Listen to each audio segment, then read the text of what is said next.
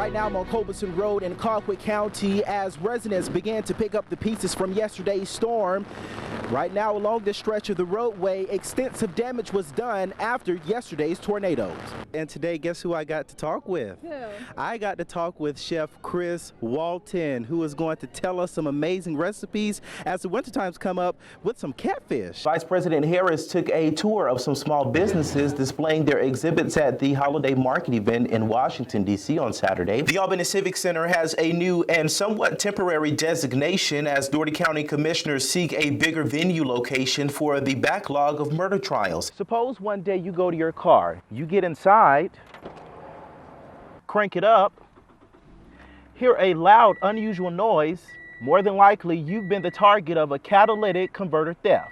Moving to the Carolinas now, according to North Carolina State Park and Recreation, the fire at Pilot Mountain has grown to roughly 230 acres. Well, World Health officials say the Omicron coronavirus poses a very high global risk. Here in the U.S., President Biden is taking action to slow the spread of the new variant. Now, the family is urging the community to do just what this sign says. If you know something, say something. If you do, you can contact Crime Stoppers at 436-TIPS or the Albany Police Department at 431-2100.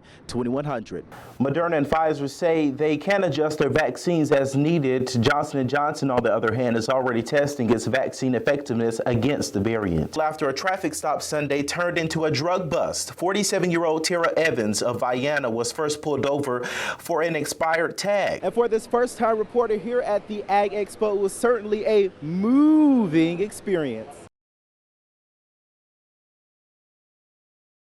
Lord God, because God, we know she needs you more than anything right now. Lord God, we know we tell death to behave on tonight. Because God, it has no power over us right now, Lord God. Emotions ran high as family and friends gathered to bid farewell to Trendell. Anything he did, he was a winner.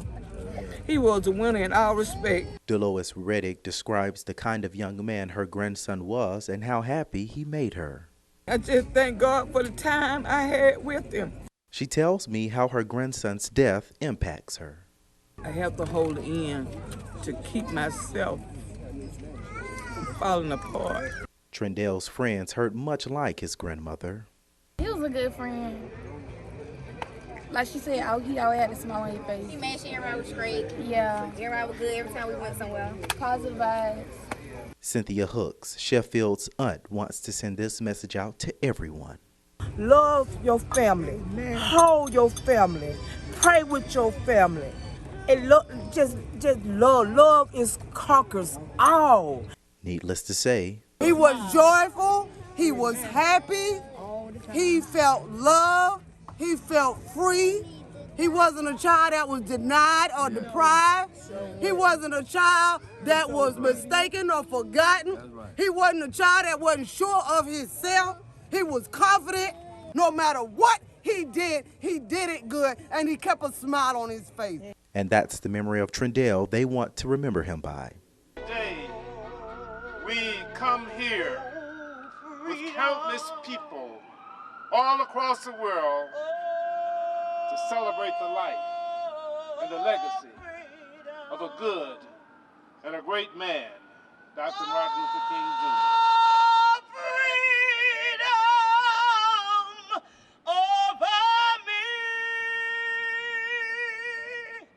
They like to tell you about the dream, the speech, March on Washington, all that's good. But this is what ultimately happened. And my only message is let's keep this same energy year-round, day in and day out. And go home to my Lord and be free. My mind.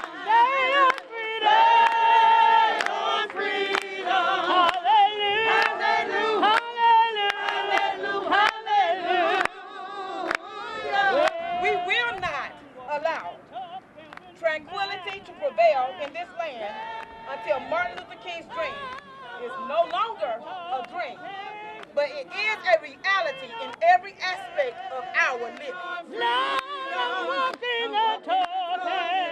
Walk with me, Lord. Walk with me.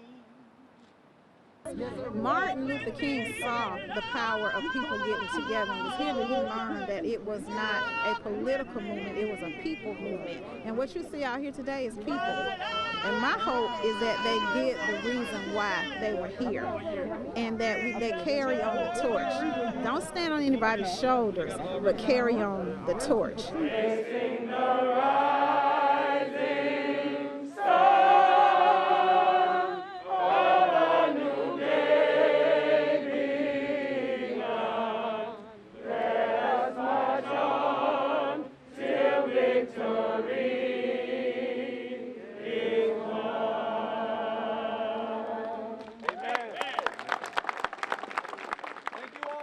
We believe that the tests are particularly accurate if they are positive. So in healthcare, we refer to that as a true positive. But if you were exposed to COVID-19 and test negative, Dr. Ruiz advises you to follow up with a PCR test. Now, if a person uses a home kit and the result is negative, the accuracy might be a little less than if it's positive. I went out to buy an at-home COVID test. The first step is to swab your nose. Swirl the swab in the dip and then place the test strip into the dip and leave it there for 10 minutes. Once the 10 minutes are up, your results will be ready. If you have a pink and blue line, you have a positive result, but if it is blue, such as mine, you've tested negative. Dr. Ruiz says there are pros and cons. With the home test, you get immediate results, especially if it's a positive outcome.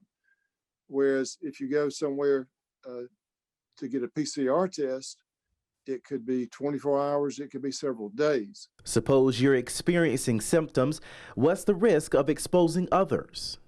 Well, if they have COVID, if the passenger has COVID, then that possibly exposes the driver.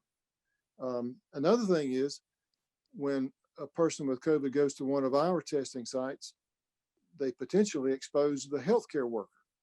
So testing at home avoids those kind of risks as well.